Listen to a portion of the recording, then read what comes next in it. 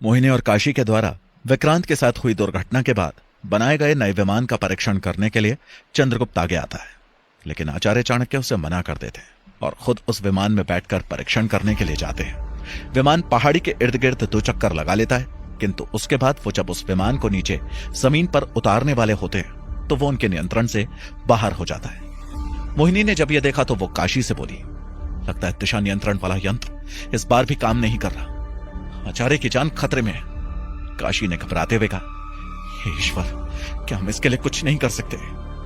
चंद्रगुप्त जो उनके पास ही खड़ा था और आचार्य के विमान को तेजी से नीचे गिरते देख रहा था, वो गुस्से में बोला, कुछ भी करने का समय निकल गया। तुम लोगों को पहले ही अच्छे से जांच कर लेनी चाहिए थी ताकि ये नौबत नहीं आती।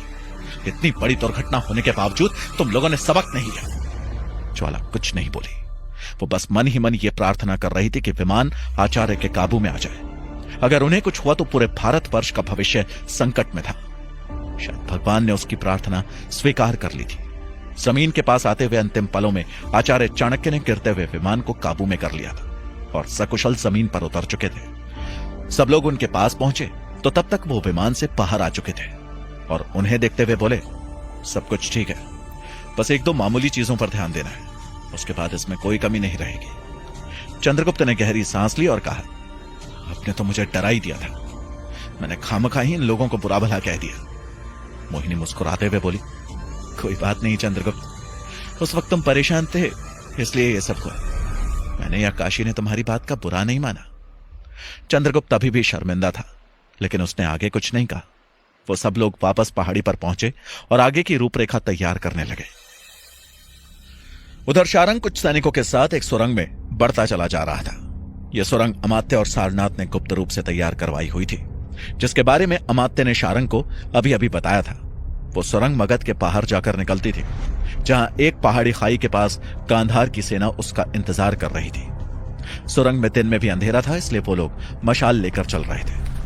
चलते चलते शारंग का पैर किसी लिजलिजी चीज पर पड़ा तो वो चौंक उठा। उसने मशाल को नीचे करके देखा तो वो एक सांप था, जिसके ऊपर उसने पैर रख दिया था और अब वो रेंगते हुए सुरंग के किनारे जा रहा था। उसने बाकी सैनिकों से कहा, यहां थोड़ा ध्यान से चलना, आसपास विषधर घूम रहे हैं, सावधानी बरतना। यह माहौल ठंडा, इसलिए इनकी संख्या हमसे ज्यादा होगी। सैनिकों ने उसकी बात को सुनकर और मशाले जला दी ताकि उनके आसपास गर्मी भी बढ़ जाए और रोशनी भी। तभी उन्हें कुछ दूरी पर रोशनी नजर आई। वो समझ गए कि सुरंग खत्म होने वाली है और वो लोग खाई के पास पहुंचने वाले हैं। सुरंग के बाहर गांधार की सेना पहुंच चुकी थी और एक दूसरे रास्ते से अमात्य भी वहां जा पहुंचे थे। शारंग जब सुरंग से निकलकर वहां पहुंचा तो अमात्य को देखकर चौंक गया, क्योंकि उन्होंने उसे वहां आने के बारे में कुछ नहीं बताया था। उसे तो बस 50 सैनिक लेकर उस सुरंग के रास्ते से वहां आने को बोला गया था। अमात्य ने शारंग को उलझन में देखकर कहा, मुझे पता है तुम क्या सोच रहे हो, चिंता मत करो, बहुत जल्द तुम्हें तुम्हारे सवालों के जवाब मिल जाएंगे। अभी अमात्य ने अपनी पूरी बात की ही थी कि खाई के ऊपर से पत्थरों का लुढ़कना शुरू हो गया। अमात्य ने शारंग को देखकर मुस्कुराते हुए कहा, तो आ गए वो लोग। शारंग अमात्य का यह बदला हुआ रूप समझ नहीं पा रहा था। तभी उन पत्थरों से निकलकर मुंडक और उसके आदिवासी योद्धा गांधार की सेना पर टूट पड़े। लेकिन लगता था जैसे गांधार की सेना को उस हमले का अनुमान था। उन्होंने तुरंत अपनी ढालें ऊपर कर ली ताकि आदिवासियों के जहर बुझे तीर उन तक न पहुंचे। और पैदल सेना के पीछे मौजूद सैनिकों ने भी आदिवासी लोगों पर तीर से हमला शुरू कर दिया। मुंडक ये देखकर चौंक गया। वो जल्दी समझ गया कि ये लोग उनका पहले से इंतजार कर रहे थे। जल्दी ही मुंडक के दल की संख्या कम होने लगी। वो लोग पत्थरों का सहारा लेकर लड़ रहे थे। इसके बावजूद गांधार की सेना अपनी संख्या ज्यादा होने के कारण उनके ऊपर भारी पड़ रही थी। अमात्य ये देखकर मुस्कुराते हुए बोले, कीड़ों की प्रजाति कीड़ों की तरह ही मरती है। फिर उन्होंने शारंग की तरफ देखकर कहा, अपने राज्य से धोखा नहीं करना चाहिए था शारंग। शारंग ये सुनकर चौंक गया। वो समझ गया कि उसका खेल खत्म हो गया है। उसने अपने आसपास के सैनिकों को देखा तो वो भी उसे देखकर मुस्कुरा रहे थे। शारंग समझ गया कि अमात्य उसे जानबूझकर यहां लेकर आए हैं और उन्होंने इन सैनिकों को भी सब पहले से बता दिया था। तभी अमात्य बोले, तुम चाहते तो सारा वैभव और सम्मान तुम्हारा हो सकता था, लेकिन तुम लायक नहीं थे। यह कहते हुए उन्होंने शारंग के पीछे खड़े सैनिक को इशारा किया तो उसने एक ही झटके में शारंग की गर्दन धड़ से अलग कर दी। अमात्य शारंग के कटे हुए सर को देखते हुए बोले, तुम्हारे बाद उस गद्दार राजवैद की बारी है। मुझे पहले से ही खबर मिल गई थी कि तुम काम मगध के लिए कर रहे हो, पर वफादारी आचार्य चाणक्य के साथ निभा रहे हो। उधर मुंडक के ज्यादातर योद्धा मारे जा चुके थे। अब बस वो और 3 और योद्धा बचे हुए थे, और वो पत्थरों के पीछे छुपे हुए थे। अब वो लोग तीर भी नहीं चला पा रहे थे। तभी एक योद्धा मुंडक से बोला, लगता है अब हम भी बचने वाले नहीं हैं। लेकिन अगर हम सभी मारे गए तो आचार्य तक सही जानकारी कौन पहुंचाएगा? दूसरा योद्धा बोल पड़ा, आप हमारे नायक हो मुंडक, ये कार्य आप ही करिए। हम तब तक इन लोगों को आपके पीछे आने से रोकेंगे।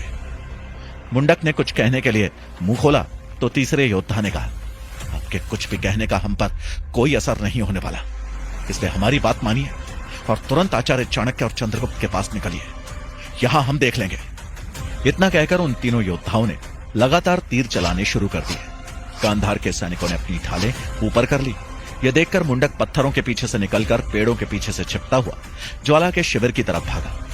वो यह बात जानता था कि अब वो उन बाकी बचे योद्धाओं से दोबारा कभी नहीं मिल पाएगा। उसने मन ही मन उसके कबीले की एक पुरानी प्रार्थना पढ़नी शुरू कर दी, जो मृत लोगों की आत्मा की शांति के लिए भीलक कबीले में पढ़ी जाती थी। इधर मगध राज्य की सीमाओं पर सैनिकों ने महाराज धनानंद के आदेश पर ऐसे कई लोगों को मारना शुरू कर दिया था जो मगध को छोड़कर बाहर जा रहे थे। राज्य के अंदर भी उन लोगों पर अत्याचार किए जा रहे थे जो राजा के पक्ष में नहीं थे। सबसे ज्यादा परेशान वो वर्ग था जिसकी रोजी रोटी दूसरे राज्य के साथ हो रहे व्यापार पर निर्भर थी। उन्हें भी नियमों में छूट नहीं मिल रही थी। कुछ लोगों ने चुपचाप बाहर जाने की कोशिश की तो उनके पूरे परिवार को खत्म कर दिया गया। ये सब देखकर हरिदास के पंथ से जुड़े लोगों से रहा नहीं गया और उन्होंने हथियार उठा लिए। राज्य में जगह जगह विद्रोह की आग फैलने लगी। इसकी पल पल की खबर महाराज धनानंद तक जा रही थी। उन्होंने हर कीमत पर विद्रोह को कुचलने का आदेश जारी कर दिया। आम प्रजा अपने राजा के इस व्यवहार से खुश नहीं थी। धनानंद के बाकी दरबारी भी इस बात से खुश नहीं थे, लेकिन वो खुलकर विरोध करने का मतलब भी जानते थे। लेकिन राज्य का धनाढ्य वर्ग इस व्यवस्था से खुश था। उनके हिसाब से राज्य के संचालन में बाहरी लोगों का दखल नहीं होना चाहिए था। कुछ लोगों ने हरिदास के पंथ के लोगों को पकड़ पकड़ कर सैनिकों के हवाले करना शुरू कर दिया ताकि उनके ऊपर रखा गया इनाम वो खुद ले सके। राज्य में चारों तरफ अफरा तफरी का माहौल हो गया था। हर कोई मौके का फायदा उठाना चाहता था। राज्य के ज्यादातर सैनिक राज्य की सीमाओं पर तैनात थे, इसलिए धनानंद को आंधी की सेना का बेसब्री से इंतजार था ताकि वो इस विद्रोह को पूरे बल से कुचल सके। विमानों का सफल परीक्षण कई बार करने के बाद आचार्य चाणक्य इस नतीजे पर पहुंचते हैं कि अब सही वक्त आ चुका है जब पहाड़ी नदी पर बने बांध का इस्तेमाल किया जाए।